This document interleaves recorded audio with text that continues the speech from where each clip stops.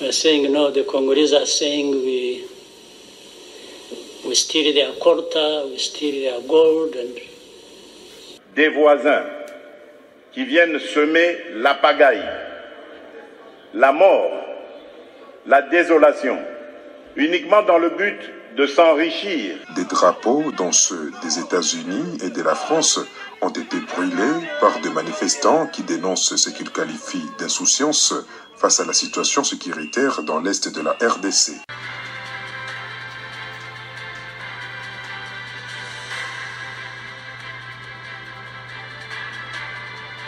Bonsoir, bonsoir, bonjour, c'est Congo News 24. Bande Konanga, comme toujours avant de commencer notre émission, nous disons merci à Dieu. Nous disons merci à nos chers abonnés et téléspectateurs qui nous suivent partout dans le monde et en RDC. Bande Konanga, soyez les bienvenus. À la une, chers téléspectateurs, on va commencer cette émission Bandeko avec ma démission. Bandeko yako sakanati. Toko ban avec Sama Lukonde yako déposé à Yekalate. Et bah ministre déjà va déposer qu'avant Yemoko. Et puis Toko yoka ndeni makamango ezali passe Kalate un nouveau premier ministre. Tous à la connecter. Deuxième point chez téléspectateurs. O balobake yindi bandeko. Combat entre Wazalendo et RDF bandeko. Wana penoyo kaka en Somo au Nord Kivu. Alors, tous à la connecter parce que Wazalendo toko tika binoti. FARDC en alerte. Azaka kotal. Et puis toko loba siba manifestant. Ndeni bazo loba contre les Européens. Donc manifestation au sakanate. Alors, tous à la connecter. Troisième point chez téléspectateurs. Contrat minier entre l'Union européenne, Bandeko et Rwanda. Et puis Bogoyoka présent Kagame azako expliqué ndenge ni ba minere et le kakaka na Rwanda. Donc d'une manière d'une autre, yaya azako mifunda yemoko. Et puis Oyo Bogoyoka awa message à France. Et puis Togoyoka discours à Fachi. Fachi pa lobby sur les voisins. Alors, tous à la connecter, peut-être développer une émission. Chers téléspectateurs, émission Bandi. Et comme étant tous là ensemble, la situation politique en RDC. Bandeko, toko banda directement na masolo ya gouvernement Oyo Deleko qui peut démissionner. Alors, ministre DG Belé Julien Paloukou, ministre de la fonction publique Jean-Pierre Liaou, et Belé va déposer une démission à Bango. Et finalement, ce soir, cet après-midi, je m'excuse, Sama Lukonde a déposé PAI démission. Donc maintenant, le gouvernement allait, et maintenant, toujours c'est le nouveau premier ministre, Bon Moussale Bana. Bande Koba Wumeli Wana. Il fallait pas démissionner banda kala mais bazo zelatina dernière minute délai lelo na minuit donc ba zele kana benda lar mais banda kala na ba pesa que délai pourquoi bo démissionner kiti. C'est comme ça notre pays. Alors maintenant tant koki bango nyonso ba monete comme tantôt kene wapi ko déposer démission na biso et puis ba kendeki bango nyonso mutra mutu et moko donc c'est comme ça. Pas ce bazana délai, comme une choix. Soit qu'on siège dans l'Assemblée nationale, soit qu'on maintenir pour Sénat Yowana. Ozomona. Donc, bah, pèse pas au délai. Soit qu'on perd des postes à député, soit qu'on continue. On va louer tellement, il y a constitution, ça m'a cassé côté wana. Alors, et belé le loba, il y a qu'on dépose. Alors, commençons avec Sama Lukonde. Oyo kaka, bandeko, la primature, nani akozala wana. Alors, Sama Lukonde, nebozo mona, donc, Premier ministre Sama Lukonde a démissionné, bientôt un nouveau Premier ministre, dont na ba membre du gouvernement. Le Premier ministre Sama Lukonde a déposé sa démission auprès du président Tshisekedi, et dont Lelo, il était à la tête du gouvernement depuis le 15 février 2021. En termes de consultation nationale que le chef de l'État avait initié en 2020, Sama Lukonde, Makamnaye Sili a coupé sa démission. Alors, quand nous voyons tout ça, et c'est très important, Toyeba eti, il fallait que la acte yo le plus tôt possible, mais du mois temps mingi. Alors, Kabuya, déjà 30 jours kalate kokoka, a finalisé ma cabinet à la fin du mois, donc dans 10 jours, après 10 jours, tozo mona, la fumée blanche, un nouveau premier ministre, Bandeko, na prémature, nanda kwa na buzomona. Donc tozo zela, to talande ma kamango zo kende, obaluba ke si yinde yinda kaka, machango, déjà kalati. Alors, Kabuya akoyela biso ba kombo pa mokonza mboka kopona. Alors, tolanda ba démission, malgré ça la dernière minute, toyo kabongo to avance.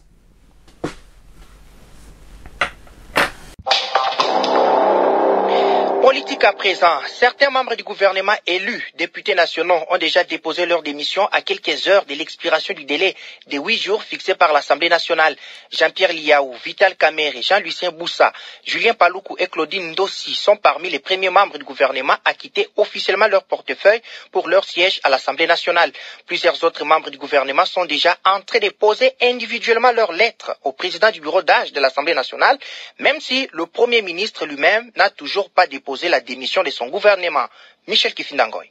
La mesure d'incompatibilité évoquée à l'article 108 de la Constitution a concerné tous les sénateurs élus députés, dont Modeste Bahati Lukwebo, membres des institutions provinciales et ceux du gouvernement, en commençant par le Premier ministre Jean-Michel Sama Lukonde, tous élus députés. Conformément aux articles 19 du règlement intérieur de l'Assemblée nationale et 129 de la loi électorale, les concernés ne sont pas obligés de démissionner pour siéger à l'Assemblée nationale, mais tous doivent choisir avant minuit entre leur siège à la Chambre basse et leurs fonctions actuelles.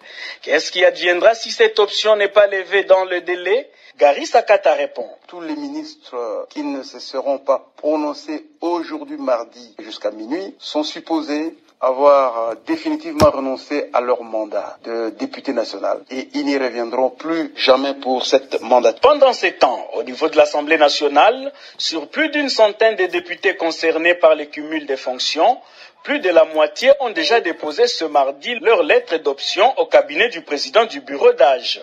Quelques ministres n'ayant pas démissionné ont confirmé avoir opté pour leur siège à l'Assemblée nationale, mais continueront à expédier les affaires courantes au gouvernement.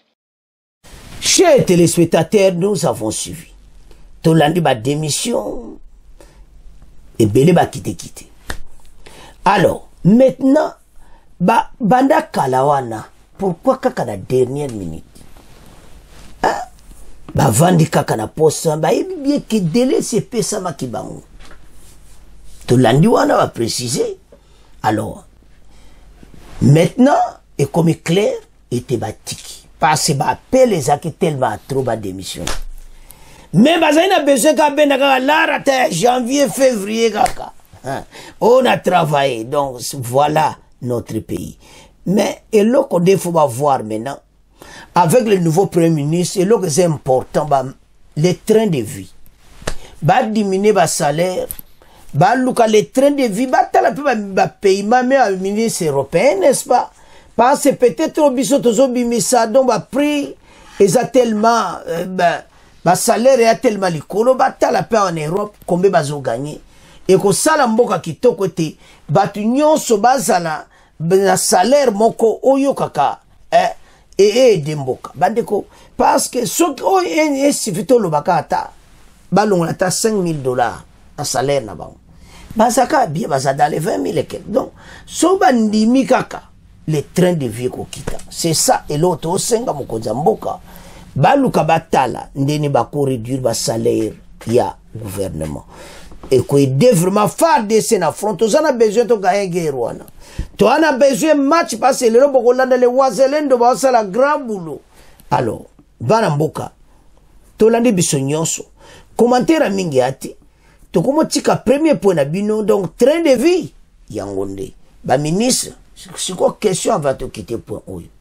bande koto pesa ba commentaire nani bomoni akoza la premier ministre ezale sengo biso sto pesi na émission peut-être ba konzi ba kolanda eza mutu gouvernement kolanda émission amoni ba proposition et maintenant ekoza la kitoko donc total la biso nyonso to meko pesa mikolo nyonso nani bomoni asa la premier ministre wana totika ngona bino tokomoke na deuxième point. Chers téléspectateurs, to komi na point na biso bandeko yako sakanati la guerre à l'est bandeko wazalendo baza pena kobunda mais avant toke na bango toko bana na marche o esalamaki na Goma. En tout cas monde nyingani batumbi ba drapeau ya ba américain batumbi ba drapeau ba français do batumbi pena ba drapeau pas bi guerre yo bango mutu bazolukela biso guerre. Alors soko tali colère à population tali bande kwa Goma nde bazoloba marche banda Goma kutu balinga bakende ti na saki mais vie est ba son te bosonga tout ça na moment guerre nguna koza quelque part ezapena malamuti alors basuka kenanzila mais soko tali bien tango zo landa be expression na bango batu baza kolobango pena na kanda somona mais de l'autre côté pena bazo komisa armée na biso et tout ça mais bazo lo bana kanda contre bamindele oyo bandeko bango pourquoi tozo pesa bango foti na yebi bien que berer mingi za ba président africain mais tozo pesa bango foti ponani parce que président na pesa Kagame ayebi bien makamba osala ozomona ya onto le ba président africain do yi ayebi bamaka mais bamindelo basala ni bazo ya sima na yi soki ya africain solo lingaka ndeko na yo parce que mondela zomona yo zali Rwanda zo sala congolais mabe bozala mi ba voisin bango s'en fout ba ta intérêt na bango osomona bazo mona biso et le bifachi ba irresponsable zomona tozo ya na point suka oya ba minere boko yoka Kagame za ko expliquer ba ba minere wana. Donc soko zotala ezamawa parce que comment o bandaka donc bandeko yamba mindele baso sakana biso mais biso siko foto telema to laksa ba onke biso to yebi makambo wana dobo chika yango bolonga maboko na mina ba minera edisi. Alors peuple pena marcher na ndenga mukiti to landa marche to tanga après tokoya na wazalendo. Des manifestations contre les Rwandais et ses soutiens occidentaux à Goma après tokoya na combat wazalendo et RDF invento. Bande ko marche kaka des drapeaux USA France brûlés. Des manifestations anti-Rwanda ont brûlé les drapeaux des pays occidentaux. Lundi à Goma. Dans l'est de la République démocratique du Congo, les accusons de soutenir Kigali à travers la rébellion de RDF invento. Des manifestations anti-Rwanda bandeko ezaki osakanati. Alors les ndenge bazo soutenir rébellion oyo izo sala pasi penza parce que makambande bandi bana bazo yesa Kagame tika bazo lobate somona parce que Kigali Rwanda makambaza kusala bayebi que batu na sima na ebaza Kagame azoko expliquer wa transfert wa minéraux mais tout ça n'a pas. Les rues de la ville de Goma, l'est de la République démocratique du Congo, ont été envahies par des manifestants appelant à la paix dans cette partie du pays et dénonçant le silence assourdissant de la communauté internationale. Les manifestants ont même brûlé le drapeau de certains États qu'ils considèrent comme états de mèche avec ce qu'ils appellent les envahisseurs. Rwanda is killing. Rwanda is killing. Bino botika ko supporter. Botika ko supporter Rwanda. Tango zomana mutateli mba kange photo ne loko aboyi. Omona makambo za minene. Alors, réaction eza makasi. Donc, il faut batika ko supporter tata oyo. Alors, Tolanda, extrait à marche en haut. Bon, auto avance. Au point de départ de la manifestation au rond-point Signers dans la ville de Goma, ils étaient des centaines, avec des pancartes qui dénoncent la guerre et alertent sur l'invasion du pays. Des drapeaux, dont ceux des États-Unis et de la France, ont été brûlés par des manifestants qui dénoncent ce qu'ils qualifient d'insouciance face à la situation sécuritaire dans l'est de la RDC. Nous avions brûlé les drapeaux des États-Unis, de l'Union européenne, Pologne et aussi de la France, puisqu'on a compris que ce sont les pays qui ont plus de mots qui gagnent la RDC. La communauté internationale sont des hypocrites et nous demandons à ces gens qu'ils quittent notre territoire. Nous demandons aux autorités qu'on quitte cette histoire de l'Union européenne. Ces gens sont des hypocrites. Les femmes ont profité de la manifestation pour dire qu'elles sont victimes d'atrocités dans les guerres récurrentes dans la région. Un message de soutien aux forces armées congolaises a été lancé par les manifestants. Le message que nous lançons aujourd'hui est pour dire d'abord que nous, les femmes, sommes fatiguées de la guerre et pour dire à nos forces armées que nous les soutiendrons jusqu'à la mort. Cette manifestation arrive au moment où la ville de Goma est en train d'accueillir un très grand nombre de déplacés venant de la cité de Saké et de ses environs à cause de l'intensification des combats, ces déplacés qui vivent sans aucune assistance. Aujourd'hui, les gens à Goma sont mobilisés pour montrer leur solidarité aux déplacés venus de Saké et Rutshuru qui sont victimes de cette guerre. Nous ne voulons plus d'ennemis au Congo. Nous ne voulons plus du M23 et de ceux qui les soutiennent, le Rwanda et la communauté internationale. Les autorités locales avaient, dans un premier temps, interdit la manifestation, mais elle a pu avoir lieu. La police n'est pas intervenue pour disperser les manifestants qui ne sont pas arrivés à leur point de chute, la cité de Saké, à cause de la situation sécuritaire dans la région. Chers téléspectateurs, nous avons suivi. Nous avons vu comment les drapeaux des USA, de la France et du Royaume-Uni ont été brûlés. Parce que, selon le peuple congolais, ce sont eux qui sont derrière le président rwandais. Donc c'est comme ça. Et puis ils vont continuer à manifester, mais pas pacifique. Mon boulot est mais message koti pendant nenga mukiti. Congolais, bon apprendre au bana goma basali. Basali mon bouloti. Ba marche. Na Kinshasa, bon continuer ba marche, bon l'accès ba drapeau na bango. Au monde ba tumbi ba drapeau na bango. Bino pe bon continuer ba marche. Bon sala biko sa mon bouloti. L'état au pexé bino marche te, mais bon sala ndé désordre de te na ba ambassade ko bukango non. Tout qui est dans la marche, même devant l'ambassade, on se tombe drapeau devant. Parce que vous avez colère, ma campagne fait ci. Alors, ndenge ba marche aux salama. États-Unis aux salama, on passe. Au ministre Nanyo, sous-secrétaire d'État américain à Bango, a créé comme on a fait China à Addis Abeba.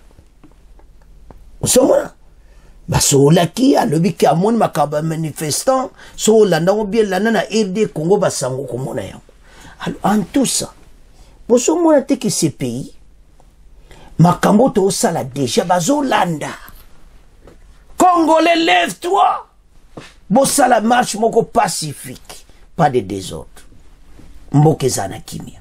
Bosali marche tande message à Goma ekoti. Et suis bango mabei. Bakembangu na Addis Abeba kokuta na fachi. Pona nini? Et suis bango.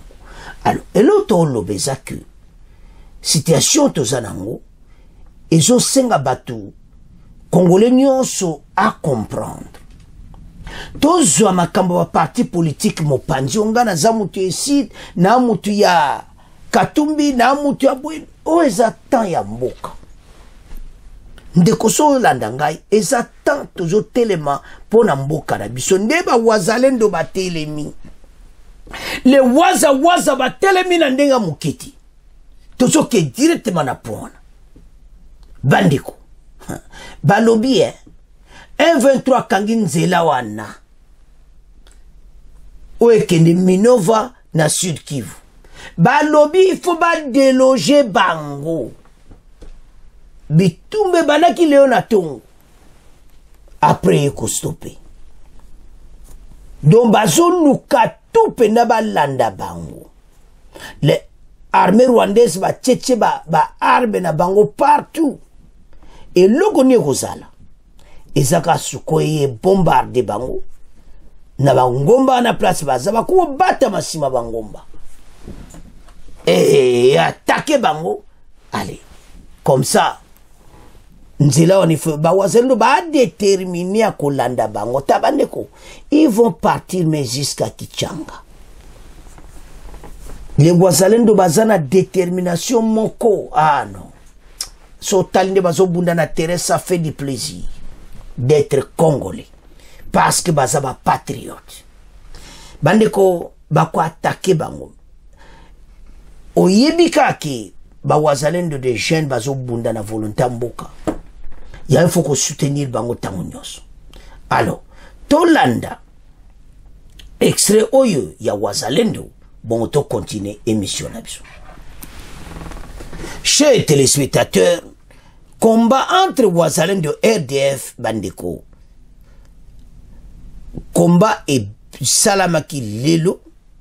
On a commencé le matin wazalendo à l'offensive ba attaquer bango na ngomba epa bango ba batami bazo beta bango biloko donc soko so tala omona kemina ke oui bana mboka bakompe na ko bunda na ndenga kitoko bazana besoin de déloger l'ennemi place azali azana problème parce que ba wazalendo ba kabwani na côté beli au moins place armée rwandaise bazo comprendre ti koto basali koto baza koto dobi tumbesa ma koto from su koto donc ba kaboli et puis bazana ba munitions nyonso bana besoin ngo bazana masolo kitoko FARDC toujours à l'alerte azakotala soko yindika kale FARDC na kata terrain oh ndenge ba sasaki bango bandeko o esalamaki na saki bakei musika tozo pousser bango et puis bakomi na point que basenga dialogue mais fachiabi akoko dialoguer na binoti eko salamati et puis ayebsi président Kagame obimisa batuno d'abord soko lingi osolola longola tout ba quitter tous les territoires occupés on m'a placé à Kangami et maintenant pression comme makasi machiza mobulu alors tolanda le waza bongo to avance. Kivu toujours, de nouveaux combats ont été signalés aux alentours de la cité de Bweremana, à la limite entre la province du Nord Kivu et celle du Sud Kivu, entre les combattants résistants Wazalendo et les rebelles du M23. La cité de Bweremana est le chef-lieu de la chefferie de Baoundé, en territoire de Massissi. Une partie de la population prise de panique s'est réfugiée à Minova, cité voisine de Bweremana, en territoire de Calais, dans la province du Sud Kivu. Le point avec Gabriel Wamenya. C'est dans la matinée à 8 heures que les accrochages ont commencé à 3 km de Bweremana. Les combats se sont concentrés sur les collines de Ndumba, près des villages de Nyamubingwa et Kachungamutwe, à environ 7 km de la colline Kabase. Selon plusieurs sources dans la zone, les combattants Wazalendo tiennent à rouvrir l'axe Chacha-Sake, coupé depuis plus de 2 semaines par les rebelles où ils auraient installé leur base. Ces nouveaux combats ont encore provoqué le déplacement massif de la population prise de panique et qui s'est déversée dans la cité voisine de Minova et dans les agglomérations voisines dans les territoires de Calais, en province du Sud Kivu. Nos sources affirment qu'après ces accrochages qui n'ont duré que quelques heures, les belligérants se seraient retranchés chacun dans ses positions initiales. Banamboka tolandi, yango mokako swale wazalendo. Somona, don baza pena ko bunda, bazo banga armée rwandaise ti. Armée rwandaise ko sana ba arma makasi. Ba wazalendo kako bazana munduki wana bazo sasa ba Rwandi. So boyoka ki son baza ko kufebele. Alors, bitumba oyo ezo senga vraiment congolais nyonso tozala sima ya ba wazalendo. FARDC à l'est. Donc ndenge bitumba ezo kende match za makasi. Toko batuyo il faut ba yeba ete toza wana. Et puis Kagame atika ba jena yewana. Toso ya na poasuka. Ba signé contrat na bango ba Rwandais ba Union européenne. Pona ba matière première, mais toso ya na po. Alors bandeko soso tala combat o eza pone ba richesse na biso. Oyiko wela ba richesse eza likamba ko sakana te. Likamba mabeli. Bana wazalendo bazo bunda na volonté moko na ebité. Sacrifice suprême. Bon comprendre les qualités na bango baza pena ne ba FARDC c'était bien entraîné mais bango na kata zamba ba leki même ba armée rwandaise. Ba yebi zamba wana très bien. Ba yebi ne o duso na sa bangomba pe ba yeba bimeli bango tout le monde ba kufi. Yango tozo saba congolais levons-nous. Totelema sima yabande koyo obazobunda ba patriote tokumisa bango. Eza sur le kambo wa parti politique et comme le kambo unité bande ko le kama belé tozo yana po suka bokoyoka Kagame tala totelema pona mboka. To banda l'air nyos okuna zoloba pour l'intérêt de la nation. Et tozala ba vainqueur. Alors, chers téléspectateurs, na komotika deuxième point na bino, to moke na troisième point. Chers téléspectateurs, to komi na point na biso o yindi. Bandeko Union européenne ba signé ba contrat minier na Rwanda. Ba contrat ya ba minere na Rwanda. Alors, match penda oyo kaka eyindi. Bas contrat ba signé tellement yaba minere moko oyo kaka ya spécial ya qualité ya makasi ba yokani na yango ndeni ba ko avancer entre Union européenne na Rwanda. Alors, soko tali ba matière première wana. Rwanda aza na matière première te bandeko na ngai. Eza makambo pena oyo kakezo sala pasi. Alors le président rwandais abani ko expliquer yango. Ndeni ba minere katsaka nzela Rwanda. E kamu Donatal na kamwe. Nde ba minere zo katsa Rwanda par Kagame. Alors monsieur zo ke ni Russie abia tuni me bango tout ça donc alobi ezoke ba Belgique azotanga na ba ndenge zokende. Alors tango ba minero ana nyose zokate zokende Occident. Pourquoi ezoleka epa ya yo président rwandais? C'est sa place à mifundi. Bande ko toko yokai. Alors maintenant to ko tala basali contrat. Ba signé ni na ba matière première, ba matière moko na Union européenne. Mais Union européenne les savent que bango bazana ba minéré wanati. Au moins c'est ça où il y a le problème. Osomona. Alors, si ko sokozo tala makamba boyi, bana mboke sala kapasi. Boya yuka discours afa chindenga lobby. Alors, ce qui doit tala président rwandais n'a évité. Ako explique ndeni ba minera msile kaka na Rwanda. Ndeni ya yebi bato ba kopo. Donc, osomati kasa komifunda. Dans cette situation, mon ko bandeko, il faut pas partager. Aza komifunda ye moko.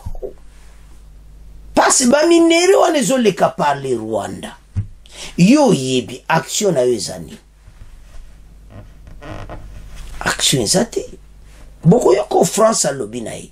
Après États-Unis, France peut a lobby ne pena qu'il faut quitter RDC. Mais est-ce que ça na motema?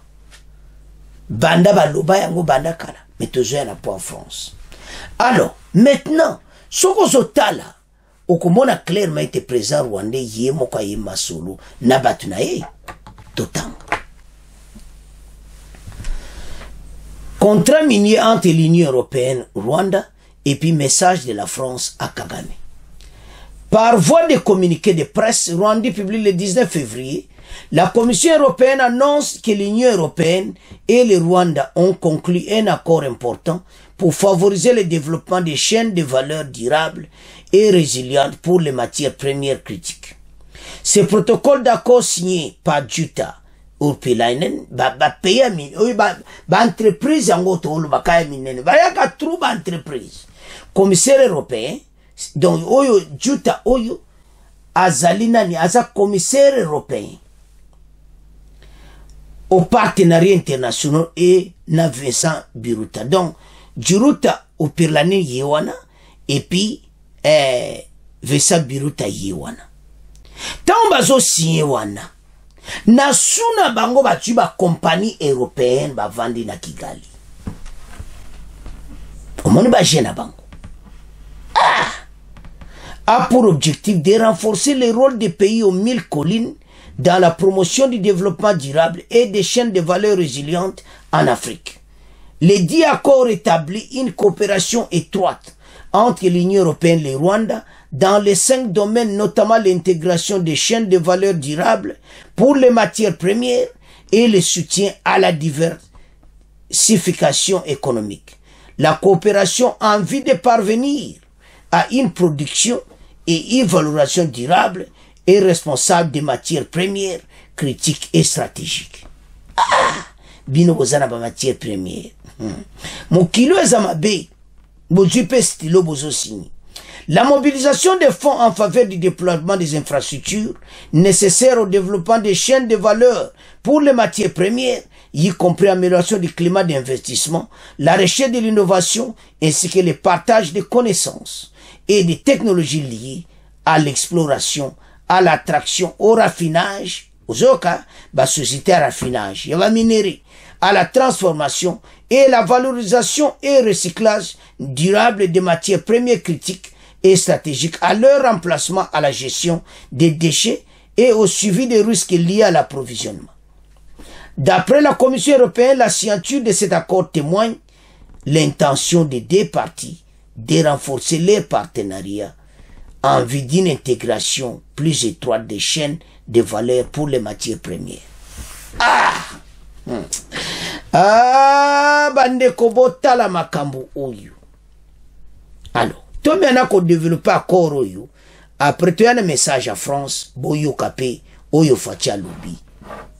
Na makambo ya biso na Rwanda. Na ba minere na biso. Baza ba minere te. Bazo signer contrat là. Jutta Urpilainen oya commissaire européen ya partenariat na Vincent Biruta oaza ministre affaires étrangères rwandais. Tout développé. Yes. Because when you have peace, then you don't even need to steal. You would actually have, I was talking to some very senior people recently from somewhere who are saying, the Congolese are saying we steal their quota, we steal their gold. And then I asked them one question. There was many readers. I said, there's something I know. Some people come from Congo, whether they smuggle or go through the right channels, they bring minerals, but most of it goes through here, does not stay here. It goes to Dubai, goes to Brussels, goes to Tel Aviv, goes to Russia. It used to go to Russia. I don't know whether it still goes there. It goes everywhere. So I was asking them, I said, are you on the list of those who are stealing minerals of Congo? Because these things, they end up with you. For us, we are now, they go through our country. But they are accusing us of stealing Congo's minerals. How about the destination? Why don't you talk about it? And if we actually deployed everything, every effort, and stopped this thing flowing, the accusation would be even worse. Yeah, they would be seeing no more gold coming through here. Going to them, then they say, these people, they are causing problems. So what are we supposed to do, honestly? And then there is this famous thing that has,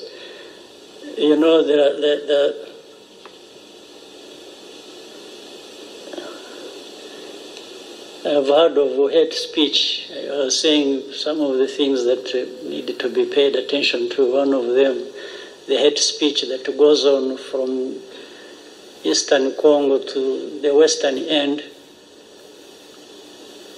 And then recently some very powerful people who have some good ideas of how to resolve the problem started saying hate speech must be stopped on both sides. Does anyone understand what that means? Well, for me, I didn't. Which both sides? So there is hate speech in Congo and there is hate speech in Rwanda. This is what they are trying to say.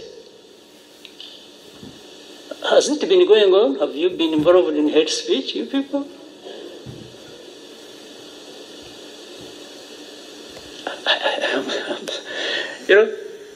And that these are people supposed to be helping to resolve the problem. So they must give part of the blame to Congo, and another part must be carried by Rwanda. Even if both of us have not been doing the same thing. So I'm saying it is simple to resolve because all it needs is just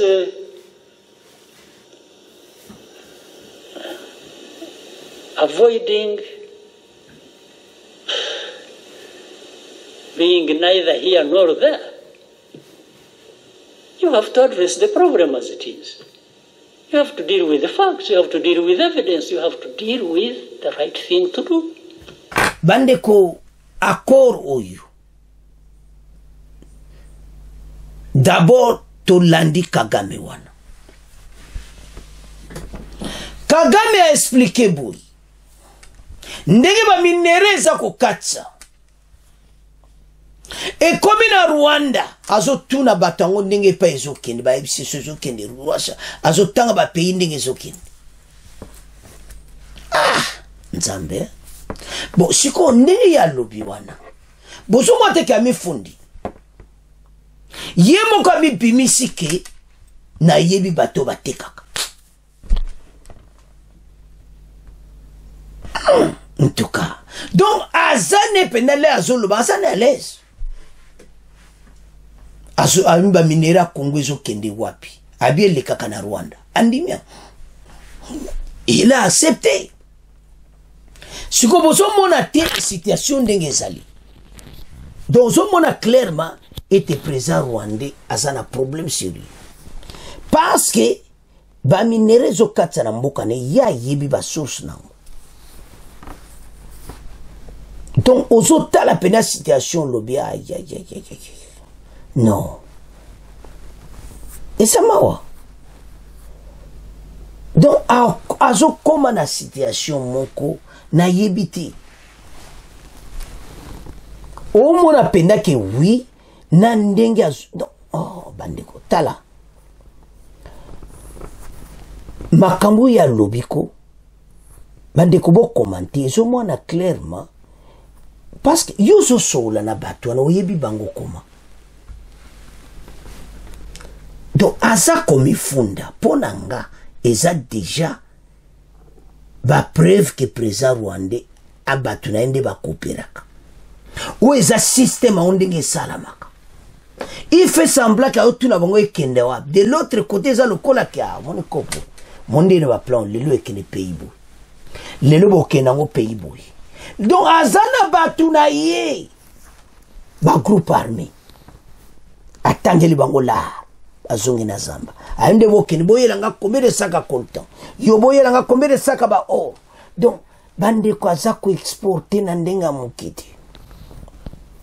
Donc asala peno yo kaya ye moko baso timola nde balingi et sunde bavandi inane kuna na ruchu nzambe ba minere stratégique yango na signé ba contrat.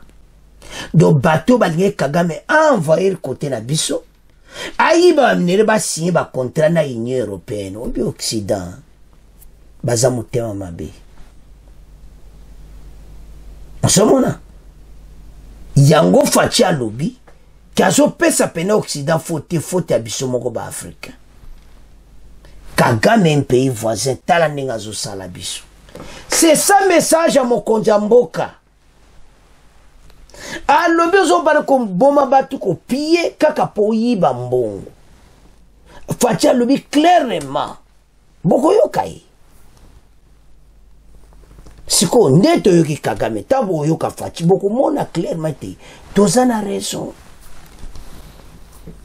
Président Rwanda Sambwe vidéo yo makambo ekoloba eza lokola ko esprit ka loba bongo pour mokilier yo kake même mutu nyoso analyse en kaka les minéraux passent azotura pe mo kei wapi minera Congo boke nango wapi nzambe bande ko to bongsa armée et comme makasi penda to tia bato yo ba voisin ba yiba lisu ba minéraux na bisoti ya ba décision mokonza mboka zo ya na mboyo kai ba décision makasi pona Rwanda un pays voisin ça quoi agresser yo et puis azolo bakayi pa ba minéraux okeni et puis atna ba pays azotanga ne bolandi wana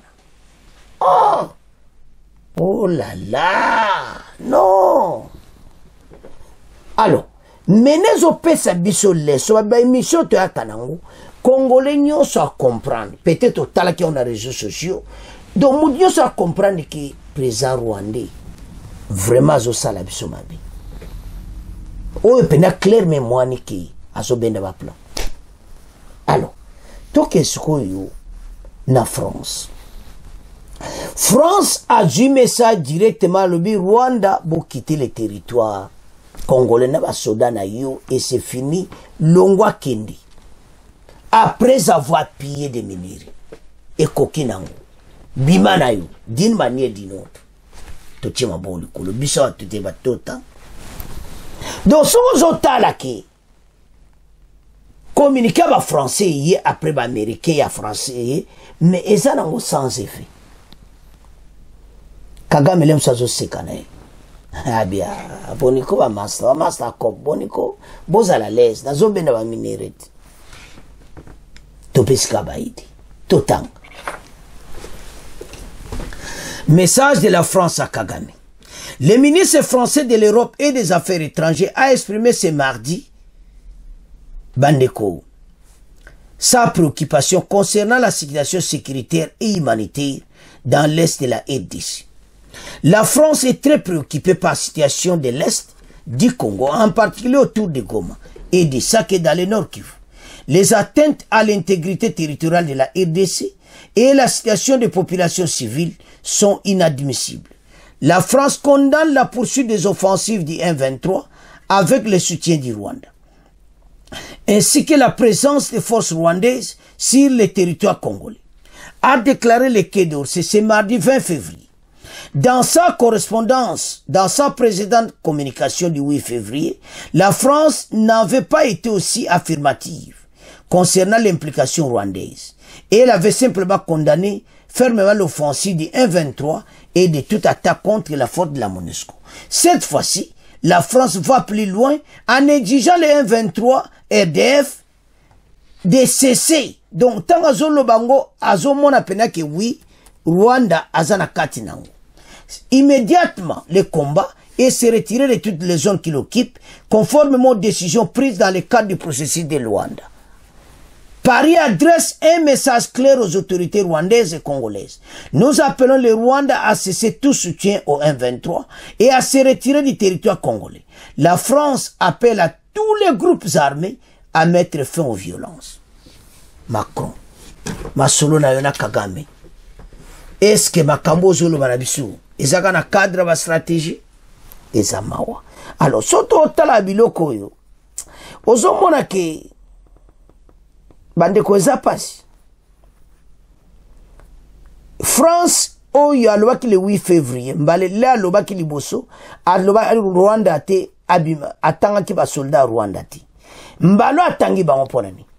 Mbalo pourquoi azali direct? Pourquoi Zolo Kagame cessé immédiatement les combats et se retirer de toutes les zones occupées? Et c'est ça kaka d'habitude de kaka ba kosaka biso zaka ki diba ba continuer na bango. Ezamawa. Mais président Rwandais ayebete oazo sala mokili zoyoka. Fachi pa zo lembati. Alors, Tolanda son excellence le président Félix Tshisekedi en direct il y a Union africaine sur Kagame. Bon, to avance. La colonisation, ça fait une soixantaine d'années qu'elle allait terminer en Afrique. Ceux qui nous avaient colonisés, divisés, aujourd'hui ils ont compris le sens de la paix. J'en veux pour preuve la France et l'Allemagne, pour ne citer que ces deux pays, qui étaient les meilleurs ennemis dans le passé et qui sont les meilleurs amis aujourd'hui, le moteur de l'Union européenne. Tant que nous ne réfléchirons pas comme ça, eh bien ces gens-là, ces amis, ces partenaires à qui nous rejetons toujours la faute, ils continueront à nous prendre pour des irresponsables, ils ne nous respecteront jamais.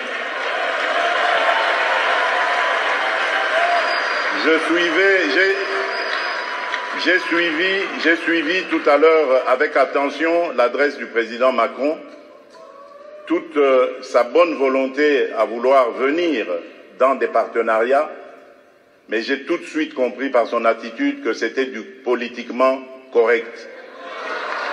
Il n'en croyait pas un mot.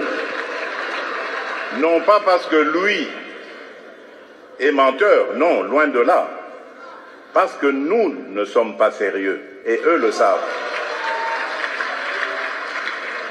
Le jour où nous mettrons fin à ce à quoi nous assistons aujourd'hui, à l'est de la République démocratique du Congo par exemple, des voisins qui viennent semer la pagaille, la mort, la désolation, uniquement dans le but de s'enrichir, de piller les ressources. Le jour où nous mettrons fin à ce genre de comportement, alors oui, là nous aurons compris. Parce que je suis désolé, en tant que président de la République démocratique du Congo et face à ce genre de choses, je ne suis pas tenté de construire des ponts, mais plutôt des murs pour sécuriser ma population. Bandeko Tolandi, alubi alande Macron. Nde Macron aluka coopération na ba pays et tout ça, ndeni makamamo zo salama. Alobi ba Macron bazomona biso eza malamu te nde tozomema makambo ebele. Donc, on a vu que bâtiment tout ça, tout bien yuma et tout ça. Alors, ce qu'on tali maintenant, poursuite, il y a makambo ezole kana est. Donc, biso penda tout élément pour nayango. Alors, ce qu'on tali maintenant, Rwanda, si na présent en France, donc, à l'objet clairement, été bas quitter le sol congolais. Bandeko, tout l'andi biso nyonso. Tolani mokonza mboka siko mokonza mboka zolobani France alibo quitter bino nyonso tout ça mokonza mboka so alobitala bato tozo condamner parce que condamner ka bango même si on a zo condamner France toujours to tika te po bazak sal ba yebi bien alors fatia lobi que bango bazo mona biso ba irresponsable après cet exemple à Kagame un pays voisin Ozo sa moninga no boy. Alubitala Allemagne en France a cet exemple. Mais biso jamais na bango to commander Allemagne en France baza parce que le président rwandais a ko changer na yete. Les kambozo sa pays na ya kotika na yete. Il va continuer des attaques jusqu'à ce que azwa une portion o yazoluka besoin azoluka à satisfaire bokanaï. C'est à nous de défendre notre intégrité territoriale. Et puis, batu basi ba comme un alerte, à okokali sur o bazo piller pendati. Alors, maintenant, situation to zanango, et ça que Congolais nyonso lève-toi, babilo kabo partager aux lobango. Bandeko message est au comment. Nous allons gagner cette guerre même à Teoumeli. Rwanda yemo kwa konko senga dialogue. Pourquoi? Bandeko oyo bazozwa biloko na este bazako kufa.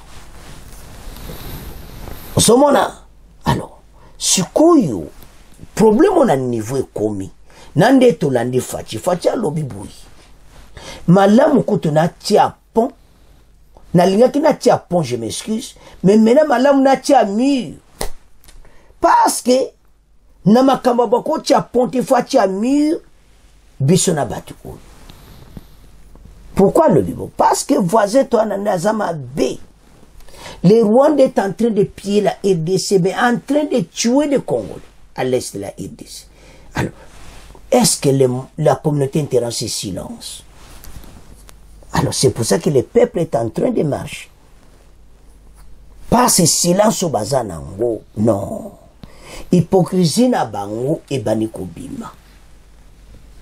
France menande à lobby qui le 8 février après se communiqué les aïe pena boiti même bala o a touché pena clairement Rwanda aux responsables yomuto aux kuna quitté le sol congolais. Pourquoi Zoloba? Alors mené comme temps bango ba bima ba quitter mboka na biso pas c'est bana wazando bazolanda bango ti na frontière ba tikate. Tant que la biloko aboyi et comme temps va te tellement pour n'amboka toi avancer biso nyonso ensemble to benga na monguna iko envahi biso akende bana mboka to landi Kagame ayebi nde ba menere katisaka to landi mokonza mboka alobi ke un voisin moko aza koboma kaka po a s'enrichir pour n'amboka na ye. Ndenge ni bamindelo pe ba o respecter biso. Soni pona Rwanda, mais pas na ye, et sans fois au talawana ta tala la rezo kota na kata pays d'aba. Ya obana mboka tala makambo ezoleka. Ba uto signé ba contrat alors que l'Union européenne a ébi ke bon bazaka na minorité. Alors, c'est à ce point. Donc comment clôturer mission bandeko, s'abonner massivement. Au revoir, à la prochaine.